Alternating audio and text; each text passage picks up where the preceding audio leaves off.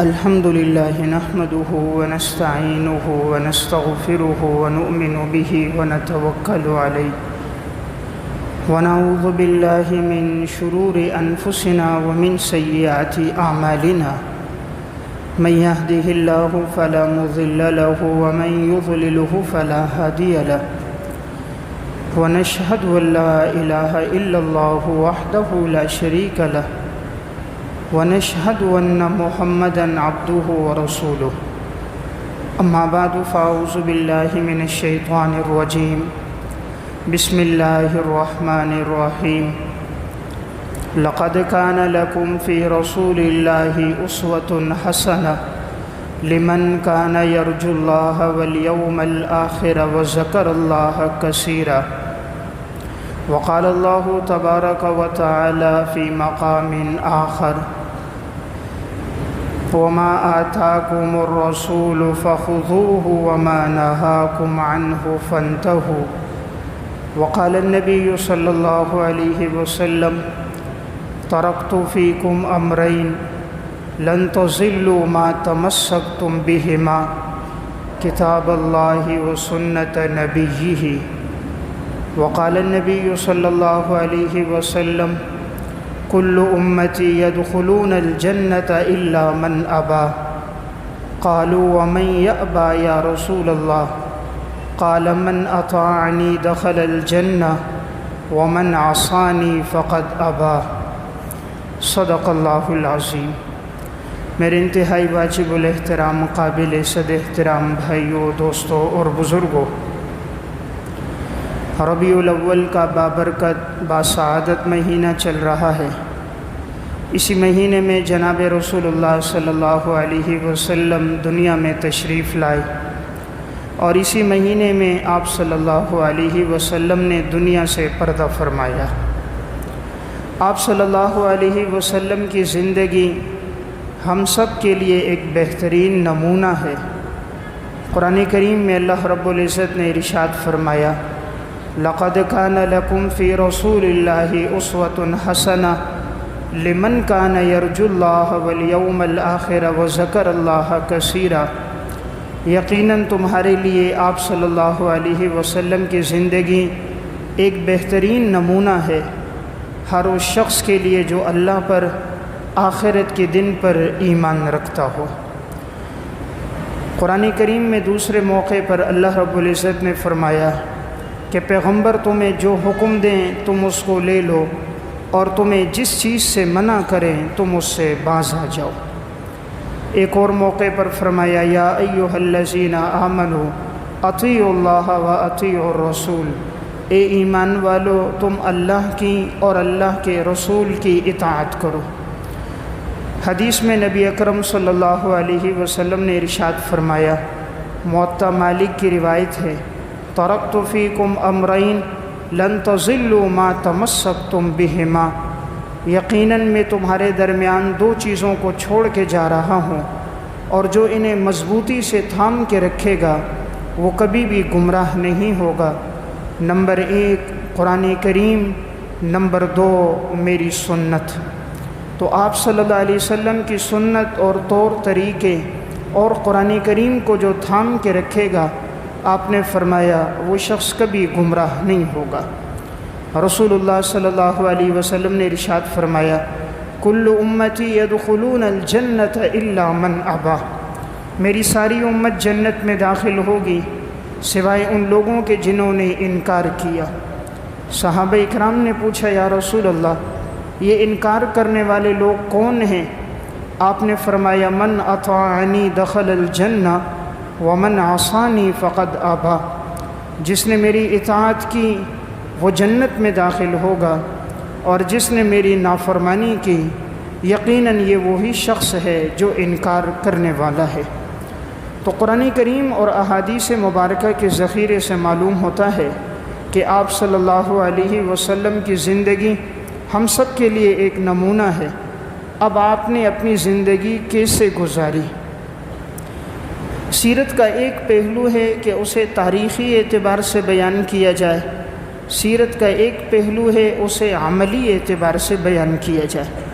ہمارے ہاں تاریخی اعتبار سے تو بیان کیا جاتا ہے، یعنی حضور کی ولادت سے پہلے کے احوال، حضور کی ولادت کا تذکرہ، آپ کی رضاعت کا زمانہ، بچپن کا زمانہ، لڑکپن کا زمانہ، نبوت سے پہلے کا زمانہ، نبوت کے بعد کا زمانہ، آپ کی مکی اور مدنی زندگی اور آپ کے غزوات، غزوہ بدر، احد، خندق، خیبر اور فتح مکہ، اور اسی طرح آپ صلی اللہ علیہ وسلم کی سفر ہجرت، ان تمام چیزوں کو بیان کیا جاتا ہے، یہ بھی سیرت کا حصہ ہے۔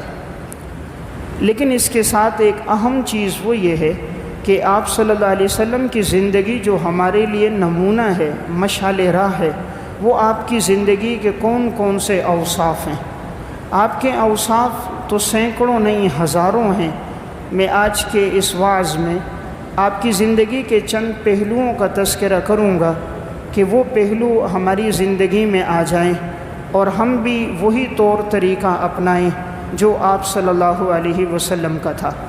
آپ کی زندگی کا ایک وصف تھا عقائد میں استقامت۔ عقائد میں استقامت یہ آپ کی زندگی کا وصف تھا۔ جب آپ صلی اللہ علیہ وسلم نے فاران کی چوٹی پر اعلان کیا کہ لوگو تم کہو لا الہ الا اللہ، تم کامیاب ہو جاؤ گے، آپ پر بڑی آزمائشیں آئیں، تکلیفیں آئیں، لیکن آپ صلی اللہ علیہ وسلم اپنے موقف سے پیچھے نہیں ہٹے۔ آپ نے عقیدہ توحید کو بیان کیا، ہر قسم کی تکلیفوں کو سہ دیا، لیکن عقیدہ توحید کے بیان میں آپ نے کبھی بھی نرمی نہیں برتی، بلکہ عقیدے کو بڑی استقامت سے بیان فرمایا۔ جب مشرکین مکہ آپ کے چچا کے پاس آئے، ابو طالب کے پاس، کہ تم اپنے بھتیجے کو سمجھا دو کہ یہ اس سے باز آ جائے ورنہ ہم اسے نقصان پہنچائیں گے، آپ صلی اللہ علیہ وسلم کو آپ کے چچا ابو طالب نے بلایا، بھتیجے تم ایسی بات نہ کرو، ان کے بتوں کو برا بلا نہ کہو، اور یہ توحید کی بات تم عرض نہ کرو، اس سے ان کو تکلیف ہوتی ہے، تم اس کو چھوڑ دو۔ آپ صلی اللہ علیہ وسلم نے فرمایا اگر میرے ایک ہاتھ پہ سورج دوسرے ہاتھ پہ چاند رکھ دو اور پھر کہو کہ تم دین کی بات نہ کرو، عقیدہ توحید کو بیان نہ کرو، تب بھی میں پیچھے نہیں ہٹوں گا۔ اب ایک ہاتھ میں سورج دوسرے ہاتھ میں چاند، یعنی اتنی مشقتیں اور تکلیفیں آئیں گی، لیکن پھر بھی جو بات عقیدے اور دین کی ہوگی میں اسے بیان کروں گا۔ اس سے معلوم ہوتا ہے آپ کی زندگی کا ایک وصف عقائد میں استقامت۔ آج دیکھنے میں آتا ہے انسان پر کوئی آزمائش آ جائے یا کوئی معاذ اللہ اس کو لالچ دے دے تو انسان دولت پیسے کی وجہ سے اپنے عقیدے کو تبدیل کر دیتا ہے۔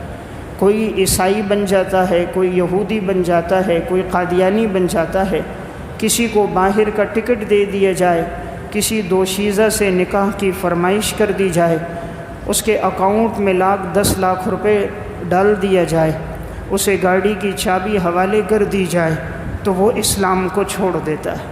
آپ صلی اللہ علیہ وسلم کی زندگی کا وصف عقائد میں استقامت۔ آپ کی زندگی کا ایک وصف دین کے معاملے میں بڑی سے بڑی پیشکش کو ٹھکرا دینا، یہ آپ کی زندگی کا ایک وصف تھا۔ آپ کو دین سے دور کرنے کے لیے، اسلام سے ہٹانے کے لیے مشرکین نے جتنی بڑی پیشکشیں کیں آپ نے سب کو ٹھکرا دیا، دین کی دعوت سے پیچھے نہیں ہٹے۔ آپ کے چچا ابو طالب کے پاس یہی لوگ آئے اور ایک موقع پر مشرکین کے نمائندہ بن کر عتبہ بھی آیا۔ ابھی آپ صلی اللہ علیہ وسلم کے چچا کے پاس آئے ہیں اور آ کر کہتے ہیں کہ آپ اپنے بھتیجے سے کہیے کہ اگر وہ چاہیں تو ہم مکہ کی سب سے خوبصورت لڑکی کے ساتھ اس کا نکاح کرا دیں گے۔ اگر انہیں دولت چاہیے، جتنا پیسہ وہ کہیں گے اتنی دولت ہم ان کو دے دیں گے، اور اگر انہیں صدارت چاہیے تو ہم انہیں اپنا سردار بنا دیں گے، اور اگر انہیں سلطنت چاہیے تو ہم مکہ کے اندر انہیں سلطنت بھی دے دیں گے، یعنی جو وہ منہ سے کہیں ہم ان کو دیں گے، لیکن وہ اپنے مذہب کی بات نہ کریں۔ تو اتنی بڑی پیشکش تھی، جس عورت سے نکاح چاہو، جتنی دولت، جتنا پیسہ، جتنا سرمایہ چاہو، سرداری چاہو۔ آپ صلی اللہ علیہ وسلم نے اس موقع پہ بھی فرمایا تھا میں دین کی دعوت سے کبھی پیچھے نہیں آ سکتا چاہے تم اس کے لیے کوئی بھی حربہ استعمال کر دو۔ تو گویا آپ کی زندگی کا ایک وصف دین کے معاملے میں دنیا کی کوئی بھی آپ کو پیشکش کی گئی، آپ نے اس کو جوتی کی نوک پہ رکھا، آپ نے دین کے معاملے میں لچک کو برداشت نہیں کیا، دین کی بات کو کما حق ہو پہنچایا، آزمائشیں برداشت کی، 3 سال سے بھی ابھی طالب میں رہے، دکھ درد برداشت کیے، اپنوں اور غیروں کے طانے برداشت کیے، جسم پر پتھر لگنا گوارا کر دیا، اللہ کا جو حکم تھا وہ آنے والی امت تک پہنچا دیا۔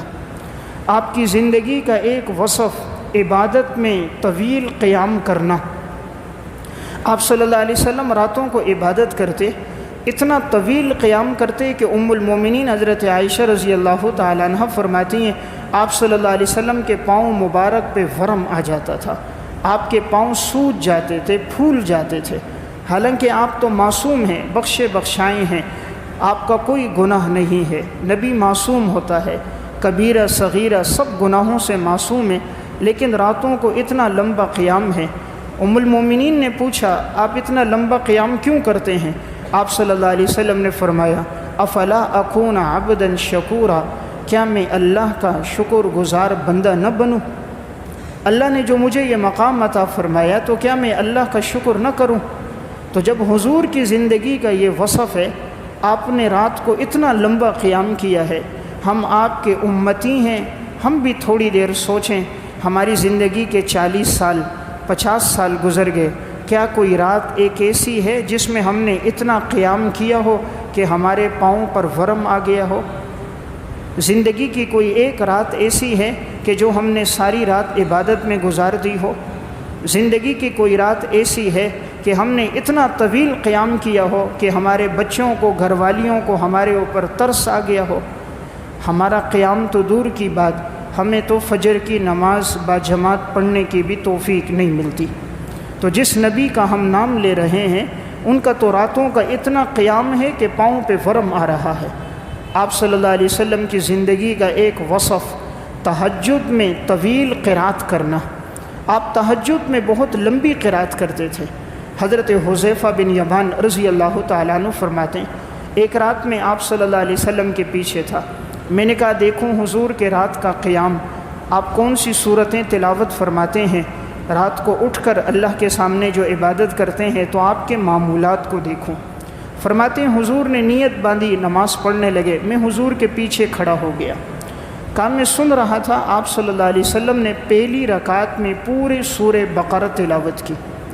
سورہ بقرہ تقریباً 2.5 سپارے بنتے ہیں۔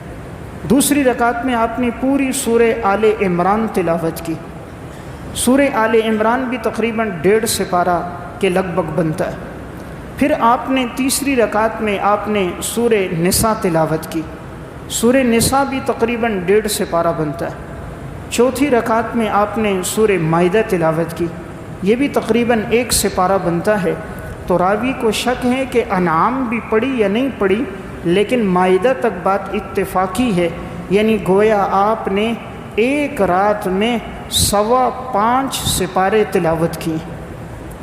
5.25 سپارے ایک رات میں آپ نے قیام اللیل میں تلاوت کیے۔ وہ صرف تلاوت نہیں تھی، حضرت حذیفہ کہتے ہیں جب جنت کی آیت آتی آپ اللہ سے مانگنا شروع کر دیتے، جہنم کی آیت پہ گزرتے اللہ کے سامنے رونا شروع کر دیتے، جہنم سے پناہ مانگتے۔ جب دعا کی آیتیں آتی اللہ کے سامنے گڑ گڑا کر دعائیں مانگنا شروع کر دیتے، جب مانگنے کا وقت آتا آپ پہ رقت طاری ہو جاتی۔ یعنی اندازہ کیجئے ہمارے پیغمبر نے تو اتنا لمبا قیام کیا، تقریباً 5.25 سپارے تلاوت کیے۔ ہماری زندگی کی کوئی رات ایسی ہے کہ ہم نے 1 پاؤ تلاوت کیا ہو، 5 سپارے نہیں، 1 پاؤ ہم نے تلاوت کیا ہو، شاید ہماری زندگی کی کوئی رات ایسی نہیں ہوگی۔ آج ہم اس نبی کے نام لیوا ہیں، لیکن ہم نے اپنی زندگی میں اس نبی کے طریقوں پر ہم کتنے چلے ہیں؟ ہم تو نماز میں تو قرات کرتے ہی نہیں، ہماری ساری زندگی سورہ اخلاص پہ گزر جاتی ہے، چاہے فرائض ہوں یا نوافل، سنن ہوں یا واجبات، 1 سے 2 صورتیں پڑھی یا زیادہ سے زیادہ آخری 10 صورتیں ہیں، اسی پر ہماری زندگی گزر رہی ہے۔ تو آپ کی زندگی کا وصف میں نے عرض کیا، رات کو طویل قیام اور اس میں تلاوت۔ آپ صلی اللہ علیہ وسلم کی زندگی کا ایک وصف ہمیں نظر آتا ہے نرمی۔ آپ کی زندگی میں نرمی بہت تھی، آپ کی زندگی میں برداشت بہت تھا۔ آپ صلی اللہ علیہ وسلم جب کوئی ایسی بات دیکھتے تھے نرمی کے ساتھ بات سمجھاتے تھے۔ صحیح حدیث میں واقعہ ہے، صحیح بخاری اور مسلم میں، ایک دیہاتی شخص آتا ہے، مسجد میں آ کر پیشاب کر رہا ہے، صحابہ اکرام بھی بیٹھے ہیں، آپ صلی اللہ علیہ وسلم بھی تشریف فرما ہے۔ وہ پیشاب کر رہا ہے، صحابہ اٹھ جاتے ہیں، ہم اس کو منع کریں، روکیں، آپ فرماتے ہیں دعوہ، چھوڑ دو اسے۔ یہاں تک کہ وہ شخص مسجد نبوی میں پیشاب کر لیتا ہے، آپ اس کو قریب بلاتے ہیں، بلا کر فرماتے ہیں کہ مسجد بول و براز کی جگہ نہیں، پیشاب پخانے کی جگہ نہیں، یہ اللہ کے ذکر کی، عبادت کی، تلاوت کی، نماز کی جگہ ہے، آئندہ ایسا نہ کرنا۔ بڑی محبت سے سمجھایا۔ صحابہ کرام سے کہا جاؤ ایک ڈھول پانی لے کر آؤ اور اس کے اوپر پانی بہا دو، اور ایک جملہ ارشاد فرمایا فَإِنَّمَا بُعِثْتُم مُيَسِّرِينَ وَلَمْ تُبْعَثُوا مُعَسِّرِينَ۔ اللہ نے تمہیں آسانیاں پیدا کرنے کے لیے بھیجا ہے، تنگیاں پیدا کرنے کے لیے نہیں بھیجا۔ اللہ نے تمہیں آسانیوں کے لیے بھیجا ہے، لوگوں کو تنگی اور تکلیف میں ڈالنے کے لیے نہیں بھیجا۔ تھوڑی دیر آپ تصور کریں، یہ آنے والا شخص ایک دیہاتی اعرابی ہے، نو مسلم ہے، ابھی اسلام لایا ہے، اور پیشاب کہاں کر رہا ہے؟ کسی عام مسجد میں نہیں کر رہا، مسجد نبوی میں کر رہا ہے، جہاں ایک نماز کا ثواب 50,000 نمازوں کے برابر ہے۔ میری اور آپ کی موجودگی میں نہیں کر رہا، امام الانبیاء موجود ہے، صحابہ جیسی مقدس جماعت ہے، لیکن آپ کا ظرف کتنا بڑا ہے، آپ کی برداشت کتنی ہے، آپ نے بڑی محبت سے سمجھایا۔ اس کا اثر کیا ہوا؟ یہی شخص جب یہاں سے گیا، اپنے قبیلے اور خاندان کے لوگوں کو بلایا، میں امام الانبیاء کے پاس سے آیا، میں نے وہاں بول و براز کیا، لیکن انہوں نے مجھے کچھ نہ کہا۔ یہی واقعہ بہت سی لوگوں کے لیے ہدایت کا ذریعہ بن گیا۔ تو آپ کی زندگی کا ایک وصف نرمی ہے۔ آپ صلی اللہ علیہ وسلم نے فرمایا ان اللہ رفیق یحب الرفق ویعطی علی الرفق ما لا یعطی علی العنف۔ اللہ نرم مزاج ہے، نرمی کو پسند کرتا ہے، نرمی پر وہ دیتا ہے جو اللہ سختی پر نہیں دیتا۔ صحیح بخاری کی روایت ہے، آپ صلی اللہ علیہ وسلم تشریف فرما ہیں، ایک یہودی آیا اور آ کر معاذ اللہ آپ کو کہنے لگا السلام علیکم، یعنی آپ پر ہلاکت ہو۔ سام کہتے ہیں ہلاکت کو، اب اصل لفظ السلام علیکم، تمہارے اوپر سلامتی ہو، لیکن چونکہ یہودیوں کی فطرت میں خباثت ہے تو اس نے آ کر آپ صلی اللہ علیہ وسلم سے کہا السلام علیکم، معاذ اللہ آپ ہلاک ہو جاؤ۔ حضور نے صرف فرمایا وعلیکم، آپ نے آگے کچھ نہیں کہا۔ ام المومنین حضرت عائشہ رضی اللہ تعالیٰ عنہ نے سن لیا تو فوراً غصے میں کہا تم ہلاک بھی ہو، تمہارے اوپر اللہ کی لعنت ہو، تم یہودیوں پر اللہ کا غضب ہو، تم پر اللہ کی لعنت ہو، تم پر اللہ کا غضب ہو۔ جب وہ شخص چلا گیا، آپ صلی اللہ علیہ وسلم حضرت عائشہ کے پاس آئے، عائشہ تم نے یہ کیوں کہا کہ ان پر اللہ کی لعنت ہو، اللہ کا غضب ہو؟ کہا یا رسول اللہ آپ کو نہیں معلوم اس نے کیا کہا تھا؟ السلام علیکم، اس کا معنی ہلاکت ہے۔ آپ نے فرمایا تم نے نہیں دیکھا میں نے اس کو جواب دے دیا وعلیکم، اس کا مطلب ہے تم پر ہلاکت ہو، بس بات پوری ہو گئی۔ اس سے جو تم نے آگے بڑھ کر جملہ کہا کہ تم پر لعنت بھی ہو، تم پر غضب بھی ہو، یہ جملہ نہیں کہنا تھا۔ عائشہ ہر معاملے میں نرمی کرو، اللہ کو نرمی پسند ہے۔ دیکھیں آپ یہودی کے ساتھ نرمی کر رہے ہیں، کوئی مسلمان نہیں، یہودی، اور بد دعا دینے والے کے ساتھ آپ کا کیا برتاؤ ہے؟ فرمایا بس